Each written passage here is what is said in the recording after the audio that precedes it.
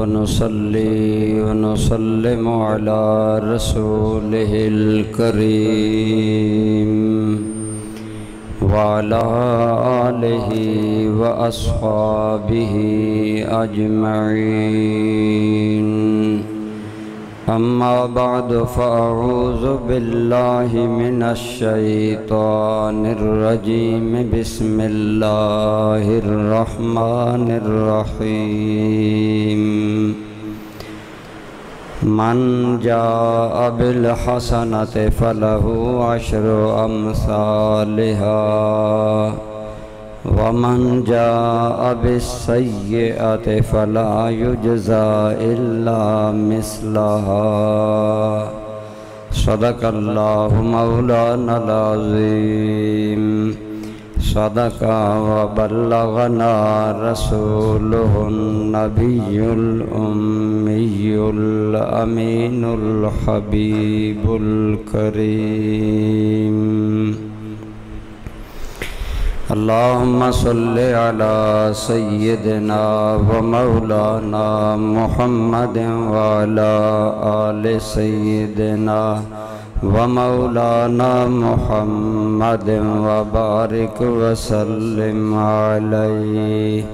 الصلاة والسلام عليك يا سيدي يا رسول الله وعلى آلك وأصحابك يا سيدي يا حبيب الله.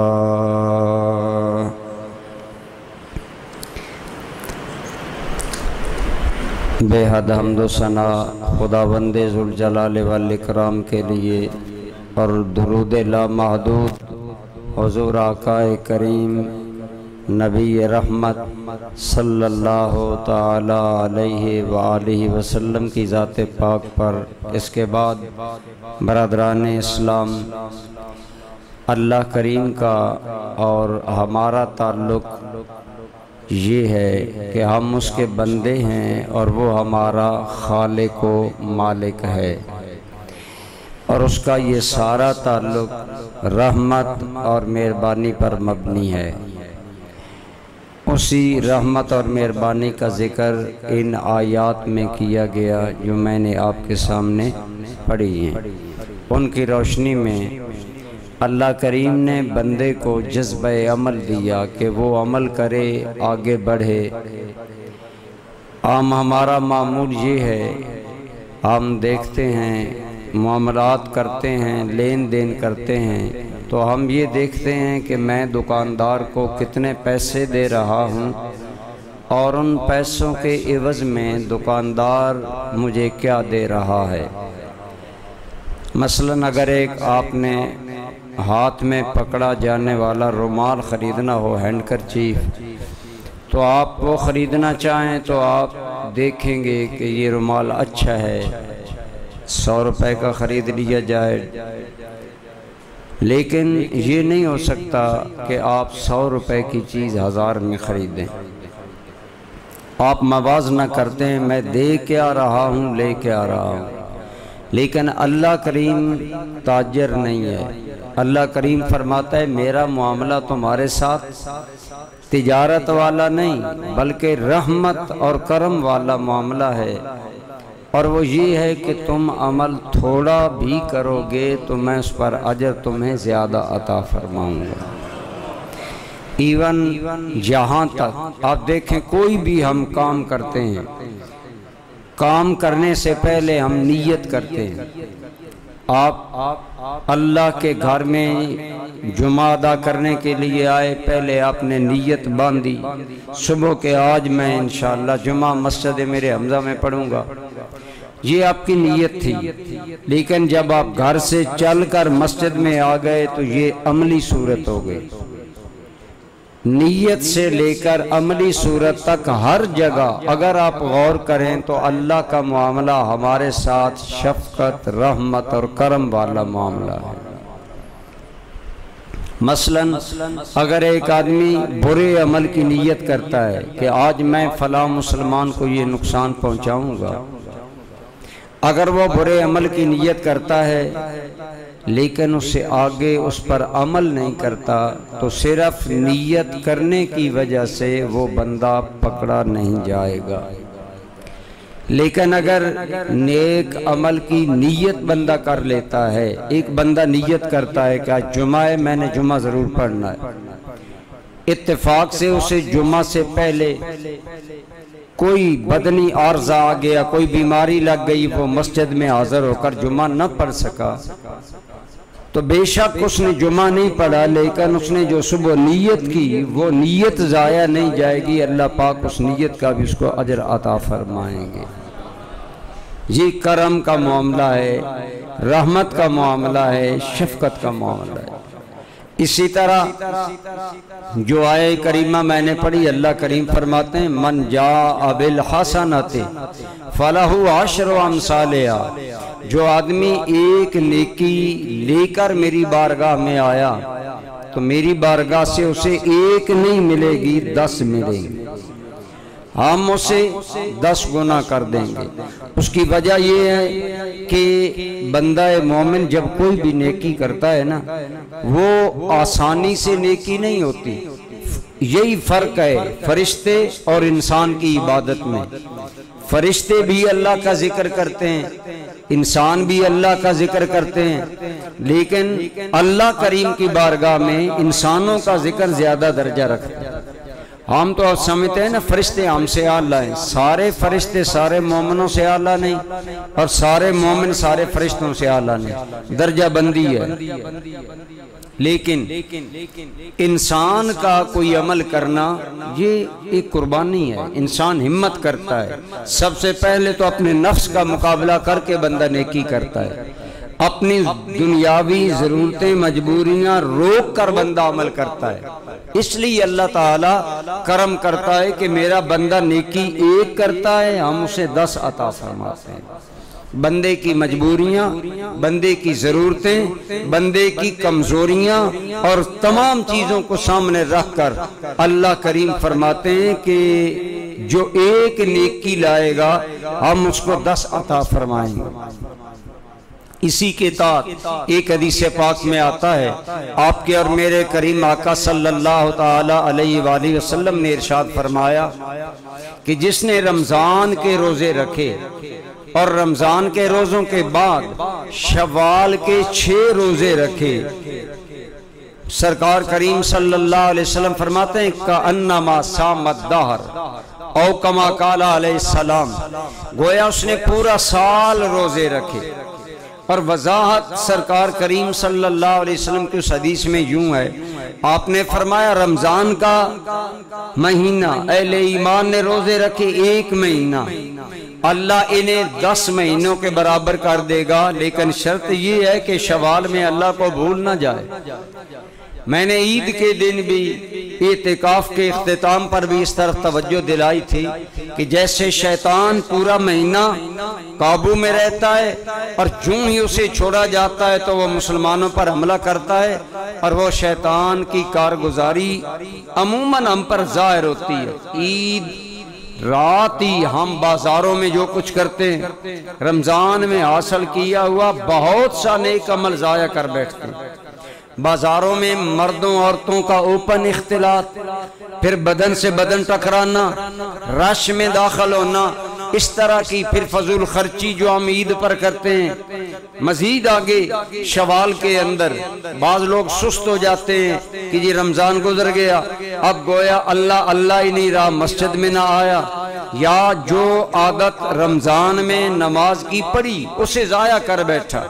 لیکن آپ دیکھیں حضور صلی اللہ علیہ وسلم نے ہمارے شوق کو کیسے میز لگائی، فرمایا رمضان کے روزے رکھ کر کوئی احسان نہ جتانا، بڑا نہ بن بیٹھنا، شوال کے 6 روزے جو رکھے گا اللہ اسے پورے سال کا اجر عطا فرمائے گا۔ گویا اس نے پورا سال روزے رکھے، اب ایمان سے بتائیں کتنا بڑا کرم ہے۔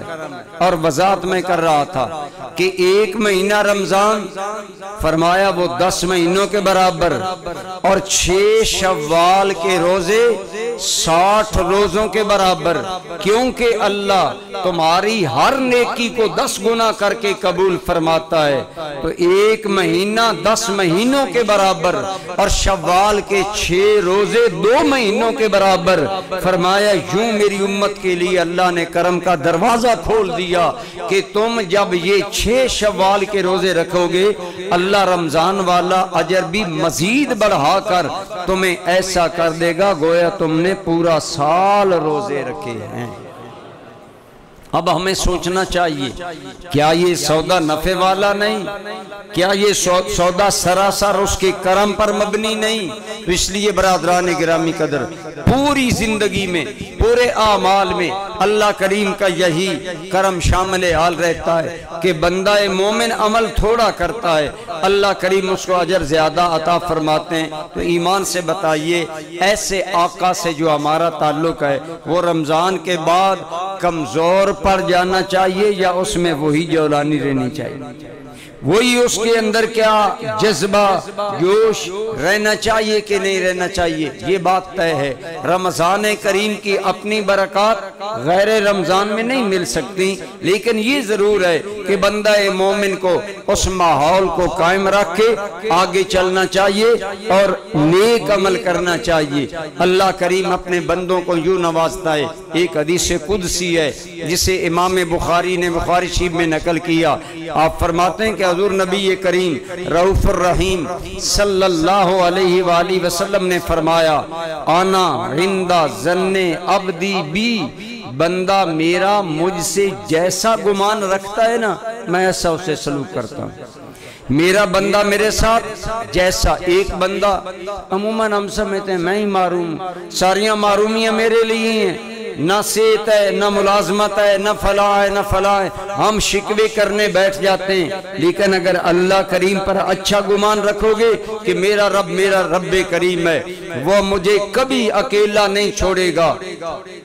ایک بزرگ کہتے ہیں میں گھر سے نکلا تجارت کے لیے، لیکن میرے ذہن میں تھا کہ میرا اللہ رب العالمین مجھے ضرور نوازے گا، لیکن اتفاق ایسا کہ میں سامان لے کر دریا کے کنارے پہنچا، آگے ملا بھی نہیں ہے، کشتی بھی نہیں ہے، مجھے انتظار کرنا پڑا، کافی دیر انتظار کرتا رہا، پھر کشتی آئی لیکن وہ بھی ٹوٹی پھوٹی، اللہ اللہ کر کے پار پہنچا، سامان اتارا، جب میں آگے گیا تو جس بستی میں گیا اس بستی میں فوتگی ہوئی تھی۔ اب واضح بات ہے کہ میرا سامان بکنے کا بظاہر کوئی ایسا چانس نہیں تھا، لیکن کہتے کہ میں نے دل میں نہیں یہ بات آنے دی، میں نے کہا بے شک ظاہری حالات مجھے ڈسکرج کر رہے ہیں، میری حوصلہ شکنی کر رہے ہیں، لیکن میرا اپنے رب پر کامل اعتماد تھا۔ فرماتے ہیں کہ میں چلتا رہا اپنے وہ چیز لے کر، سامان لے کر تجارت کے لیے، تو کہتے ہیں چند دن گزرے کہ میرے سودے کے لیے اللہ کریم نے ایسے اسباب پیدا کر دیے کہ ایک امیر آدمی کو اسی سودے کی ضرورت پڑی، اور وہی سودا اس نے جن داموں پر عام لوگ لیتے تھے ان داموں سے زیادہ داموں پر اتنا زیادہ خریدا کہ میری امیدوں سے بڑھ کر خریدا۔ جب وہ سودا ہو گیا اور وہ رقم میرے ہاتھ میں آئی تو مان میرا دل کہنے لگا کہ یہ ہے تیرے رب کا وہ گمان جو تو نے رب سے رکھا، اور رب نے وہ گمان تمہیں واپس لوٹا دیا۔ ہم لوگ اللہ کریم کے ساتھ اپنے معاملات اگر درست کر لیں، ہماری زندگی کی مشکلیں آسان ہو جائیں۔ اس لیے میں عرض کر رہا تھا وہ حدیث پاک ہے، آپ فرماتے ہیں کہ اللہ کریم نے، سرکار کریم صلی اللہ علیہ وسلم فرماتے ہیں، اللہ کریم فرماتے ہیں من تقرب الی شبرا، جو میرا بندہ ایک بالشت میرے قریب ہوتا ہے، تقربت الیہ باعا، میں ایک گز اس کے قریب ہو جاتا ہوں۔ جو ایک بالشت، اب یہ تشبیہیں ہماری عقل کی وجہ سے، ورنہ اللہ کی ذات گزوں سے، حدوں سے پاک ہے۔ ہمیں سمجھانے کے لیے فرمایا جو مجھ سے ایک بالشت قریب ہوتا ہے، تقربت الیہ ذراعا ومن تقرب الیہ ذراعا، ذراع عربی زبان میں یہ بازو کا یہاں سے لے کر کونی تک جو حصہ اس کو ذرا کہا جاتا ہے، اردو میں ہم ترجمہ گز کرتے ہیں۔ فرمایا جو ایک ہاتھ میرے قریب ہو تقربت الیہ باء، ان دونوں پھیلے ہوئے ہاتھوں کو عربی میں باء کہتے ہیں۔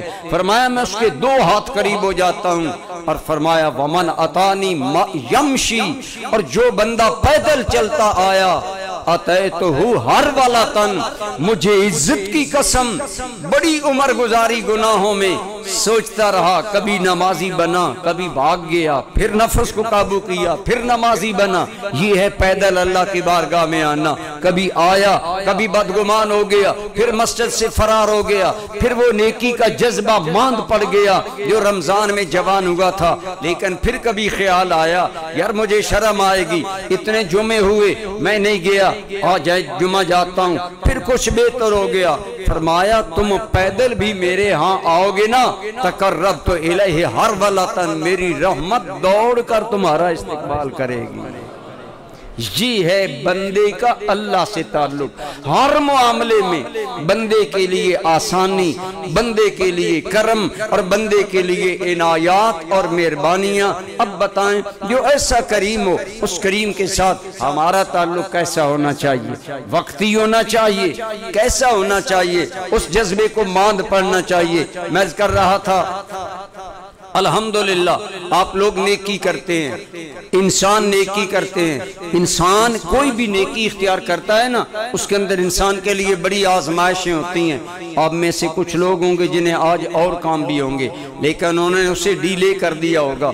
آج جمعہ ہے، آج میں جمعہ پڑھوں گا، آج نبی رحمت صلی اللہ علیہ وسلم پر میں زیادہ درود پڑھوں گا۔ جمعہ کے دن پڑھا گیا درود میرے کریم کی بارگاہ میں پیش ہوتا ہے، میں حضور کی پیشی سے غیر حاضر کیوں ہوں؟ آج میں جمعہ فارغ رہ کر یہ کام کر لیتا ہوں۔ آپ اگر یہ قربانی دیتے ہیں، مالک بھی اس کی قدر کرتا ہے، مالک بھی فرماتا ہے مجھے عزت و جلال کی قسم میں ہمیشہ اپنے بندے کے ساتھ اس کی استطاعت سے بڑھ کر سلوک کرتا ہوں۔ دیکھیں اللہ کا ایک نام ہے شکور۔ کیا نام ہے؟ عموماً میں یہ ذکر کرتا ہوں، شکور کا معنی ہے بے حد قدردان، بے حد قدردان۔ آپ کسی کے گھر چلے جائیں، آپ کی قدر کرے گا، آپ میرے گھر میں آئے۔ اللہ کریم فرماتا ہے میں شکور ہوں، اپنے بندوں کی قدر کرتا ہوں۔ یہ قدر ہی نہیں ہے کہ ہم نیکی ایک لے کر آتے ہیں، وہ انہیں 10 گنا کر دیتا ہے۔ یہ قدر ہے، یہ قدر ہے۔ اسی طرح ہم ایک قدم بڑھاتے ہیں، اس کی رحمت گز قریب ہوتی ہے، ہم گز قریب ہوتے ہیں، وہ 2 گز قریب آتی ہے، اور ہم بڑے سوچ سمجھ کر زندگی کے آخری حصے میں جا کر داڑھی رکھ لی، توبہ کر لی، نیک بن گیا۔ وہ نہیں میں نے دیتا کہ 70 سال کہاں رہا۔ اللہ کی قسم ایک حدیث میں آتا ہے، اللہ کریم کا جب بندہ سچے دل سے زمین پر توبہ کرتا ہے، تیرا رب اتنا قدردان ہے کہ ملائکہ کو کہتا ہے اے ملائکہ جنت کے فلاں حصے میں چراغاں کر دو۔ یا اللہ یہ چراغاں کیسا؟ فرمایا اس جگہ میرا وہ بندہ آئے گا جس نے دنیا پر توبہ کی ہے، ہم وہ قدردان ہیں جس نے اس کا جنت میں گھر روشنیوں سے سجا دیا۔ تیرے بچے کی شادی ہو، بچہ پیدا ہو مدتوں بعد، چراغاں کرے گا۔ بچے کی شادی آئی، چراغاں کرے گا۔ ارے تو چراغاں کر رہا ہے کہ تیرا بچہ پیدا ہوا، وہ کتنا کریم ہے، چراغاں کروا رہا ہے کہ میرا بندہ روٹھا ہوا مجھ سے راضی ہو گیا۔ ہمیں خوش ہونا چاہیے، ہمیں شکر گزار ہونا چاہیے اس کا، لیکن الٹا وہ کرم کرتا ہے۔ تو یہ ہے اللہ کی شان قدردانی، اپنے بندے کی کتنی قدر کرتا ہے۔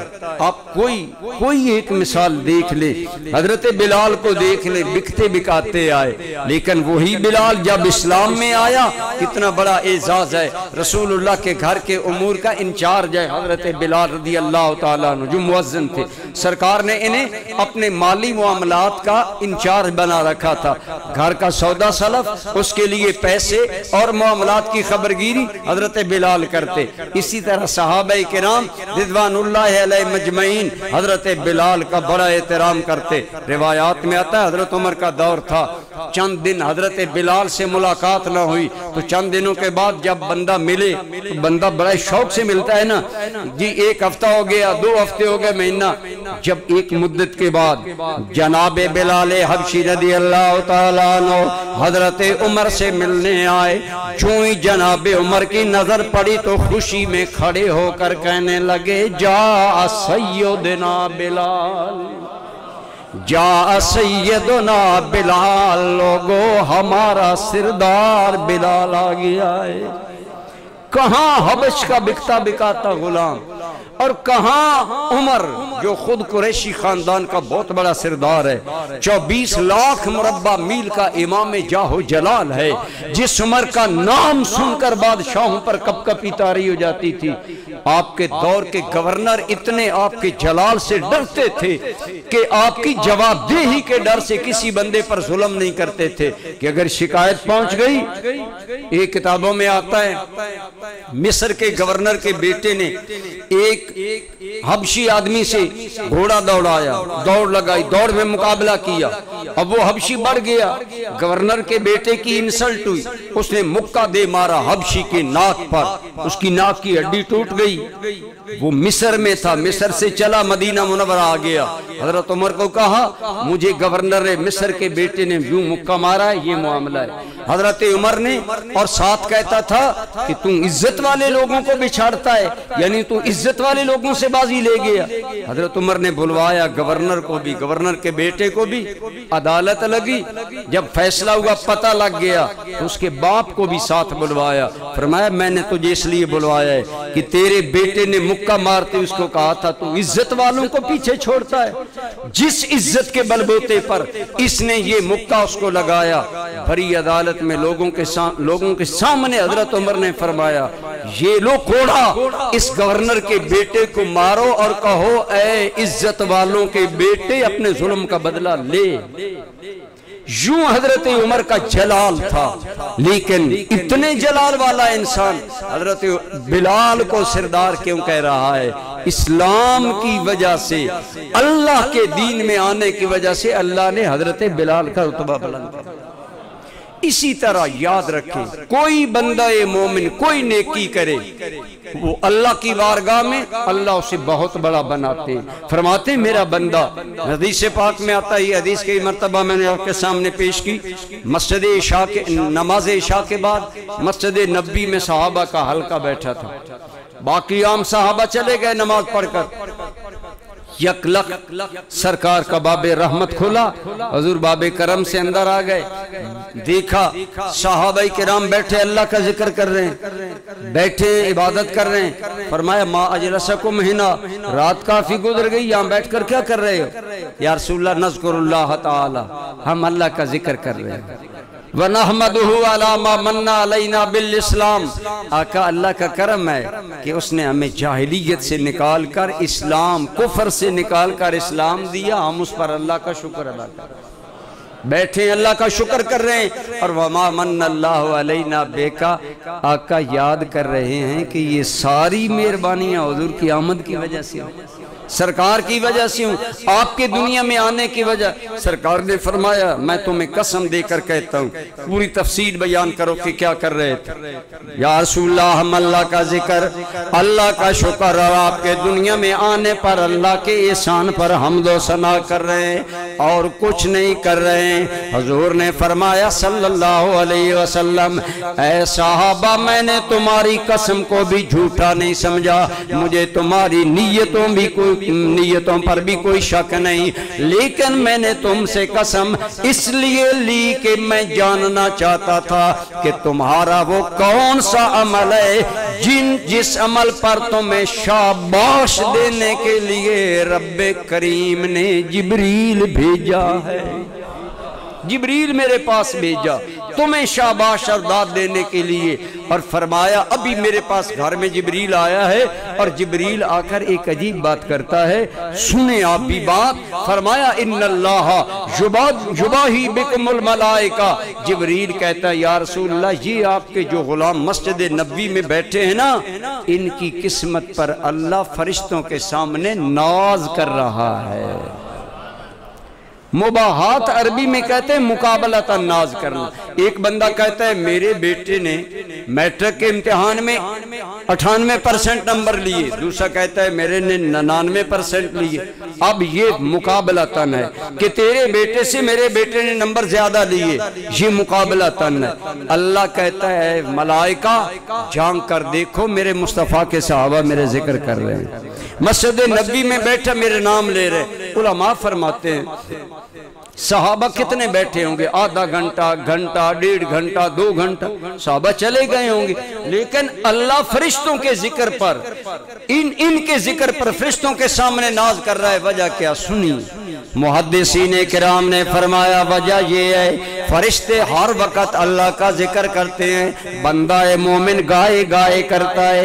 ہم نماز پڑھیں گے، ضروریات کے لیے جمعہ کے بعد گھروں میں چلے جائیں گے، اپنے دنیاوی کام کریں گے۔ رب نے فرمایا فَإِذَا قُضِيَتِ الصَّلَاةُ فَانْتَشِرُوا فِي الْأَرْضِ وَابْتَغُوا مِنْ فَضْلِ اللَّهِ۔ جب نماز جمعہ پڑھ لو، شام تک پہلی امتوں کی طرح پابند رہنے کی کوئی ضرورت نہیں۔ دنیاوی کاروبار کرو، تجارت کرو، کام کاج کرو، لیکن اللہ کا ذکر کرتے رہنا، تم بازی لے جاؤ گے۔ یہ حضور کی امت پر کرم ہے نا، تھوڑی دیر جمعہ کے لیے آؤ، پھر اپنے کام کرو۔ پہلی امتیں سارا دن پابند۔ لیکن میں بات کر رہا تھا اللہ بندوں کے ذکر پر ناز کیوں کرتا ہے؟ ناز کرے فرشتوں کے ذکر پر جو رات دن اللہ کا ذکر کرتے ہیں۔ فرمایا محدثین نے وہ ذکر کرتے ہیں انہیں رکاوٹ کوئی نہیں، وہ ذکر کرتے ہیں انہیں ضرورت کوئی نہیں، وہ ذکر کرتے ہیں انہیں حاجت کوئی نہیں، نہ قضائے حاجت، نہ کھانے کی حاجت، نہ پینے کی حاجت، نہ بیوی کی، نہ بچوں کی۔ رب کہتا ہے ملائکہ میں نے تو تمہیں بنایا ہی ذکر کے لیے، تم ذکر کرو۔ یہ کوئی بڑائی نہیں تمہاری مجبوری ہے، بڑائی میرے ان بندوں کی ہے جو دنیا کی ضرورتیں کلوز کر کے صرف مجھے یاد کر رہے ہیں، اپنی ضرورتیں روک کر مجھے یاد کر رہے ہیں، اپنے ضروری کام چھوڑ کر میرے ذکر کے لیے آئے، میری بندگی کے لیے آئے۔ یہ ہے اللہ کی قدردانی، جو بندہ اپنے بندوں، جو اللہ اپنے بندوں کی قدردانی کرتا ہے۔ ایمان سے بتائیں جو اتنا قدردان رب ہے اس کی ہمیں اطاعت کرنی چاہیے کہ نہیں کرنی چاہیے؟ تو یہ شوال کے 6 روزے اسی سلسلے میں حکم ہے کہ رمضان کے روزوں کی وجہ سے جان نہ چھڑا کر بیٹھ جاؤ، بلکہ تھوڑا سا قدم بڑھاؤ۔ ویسے رمضان کے مہینے 1 مہینے کے روزے شمار ہوگے، لیکن اگر شوال کے 6-7 رکھ لو گے، اب اس میں یہ وضاحت ہے کہ شوال کے 6 روزے لگاتار رکھنا بھی ضروری نہیں، پورے مہینے میں رکھ لے۔ فرمایا جس نے رمضان کے بعد شوال کے 6 روزے مزید رکھ لیے گویا اس نے سارا سال روزے رکھے۔ 1 مہینہ 10 مہینوں کے برابر اور 6 روزے 2 مہینوں کے برابر۔ میرے بھائی یہ ہے اللہ کی شان قدردانی جو اپنے بندوں پر عنایت کرتا ہے۔ گویا ہم تو مائل بکرم ہیں، کوئی سائل ہی نہیں، راہ دکھلائیں کسی کوئی راہ رو منزل ہی نہیں۔ جوہر قابل ہو تو ہم شان کئی دیتے ہیں، جوہر قابل ہو تو ہم شان کئی دیتے ہیں، ڈھونڈنے والوں کو دنیا بھی نئی دیتے ہیں۔ وہ جیسے رمضان میں مالک کی یاد میں مست رہتے ہیں، جیسے رمضان میں مالک کے لیے گرمی برداشت کرتے ہیں، شوال میں بھی کرتے ہیں تاکہ یاد رہے، یہ یاد کا سلسلہ آگے جاری رہے۔ اللہ ہمیں ہمیشہ اپنی یاد کی ہر اعتبار سے اور اپنی اطاعت کی توفیق عطا فرمائے، اور اس کا جو کرم بھرا تعلق ہے اس کو بحال رکھنے کی توفیق عطا فرمائے۔ وما علیہ